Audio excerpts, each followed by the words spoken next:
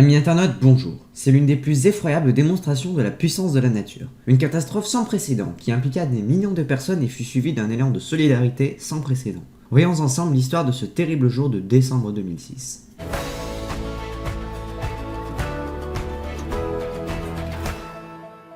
Nous sommes tout juste au lendemain de Noël dans l'océan Indien. Il est 7h58 heure locale quand tout à coup un séisme de magnitude 9,2 est détecté au large de l'île de Sumatra, à une profondeur de 30 km. Le tremblement de terre trouve son origine par la rencontre des plaques indiennes et eurasiatiques. Pendant une dizaine de minutes, sur près de 1000 km, la Terre se déchire et se déplace jusqu'à 20 mètres par endroit, soit autant qu'en 2 siècles de déplacement habituel. L'énergie ainsi délivrée est colossale, équivalente à près de 36 000 bombes d'Hiroshima, faisant de ce séisme l'un des plus puissants jamais enregistrés. Mais l'épicentre du séisme se trouvant en mer et le fait que le plancher océanique bougea verticalement de plusieurs mètres entraîna une importante élévation de la colonne d'eau située juste au-dessus, ce qui donna naissance à une série d'ondes géantes se déplaçant à près de 800 km/h ayant une longueur d'onde de plusieurs kilomètres. Alors pour ceux qui ne sauraient pas ce qu'est une longueur d'onde, eh bien c'est la distance qui sépare deux endroits identiques d'une onde.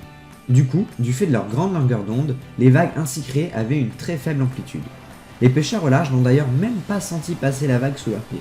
C'est en se rapprochant des côtes, la hauteur d'eau devenant de moins en moins importante, que la vague se dressa, l'avant de la vague ralentissant à l'approche des terres tandis que l'arrière, lui, continuait à avancer à vitesse normale.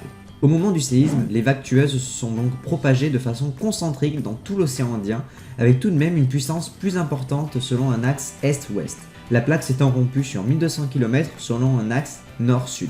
C'est d'ailleurs ce qui explique que le Sri Lanka a par exemple été beaucoup plus touché que le Bangladesh.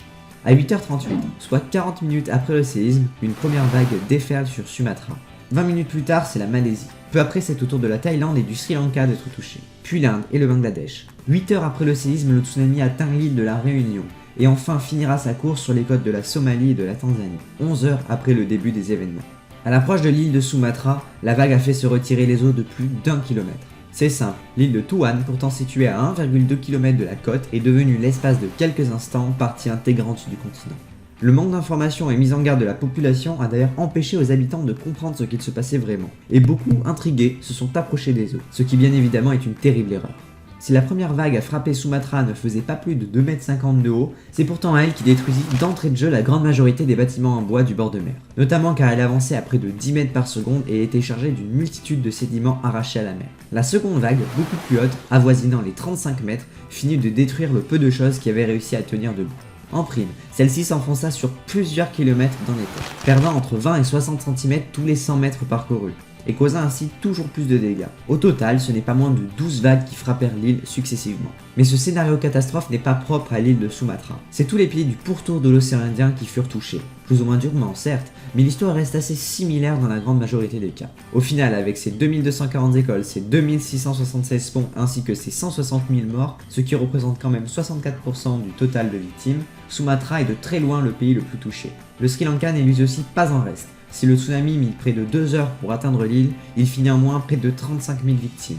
Le bilan est également très lourd en Inde et on frôle même une catastrophe à la Fukushima. En effet, outre ses 16 000 décès, le complexe nucléaire de Kapalkham, situé sur la côte est de l'Inde, fut envahi par les eaux. Fort heureusement, l'arrêt de la centrale ayant été faite instantanément, on ne déplora aucun dommage.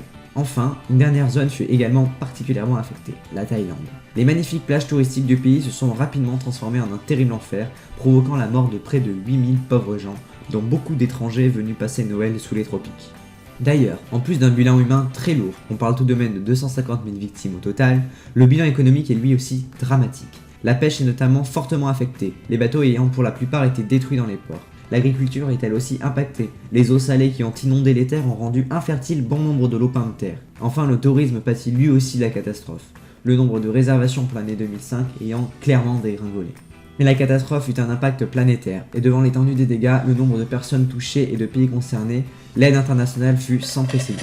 Ce n'est pas moins de 5 milliards d'euros qui furent généreusement donnés par des gens et pays du monde entier, dont près de 330 millions seulement pour la France. Mais si la reconstruction fut difficile et lente, par manque de moyens, mais aussi parce qu'il fallut gérer le fait que bon nombre de propriétaires étaient décédés et ainsi statuer sur l'appartenance des propriétés, il est bien difficile aujourd'hui de trouver des traces de la catastrophe. Si bien évidemment ce 26 décembre reste comme un des jours les plus sombres de l'humanité, il fut aussi l'occasion de faire prendre conscience aux gens de ce qu'était réellement un tsunami, et du danger qu'il représentait.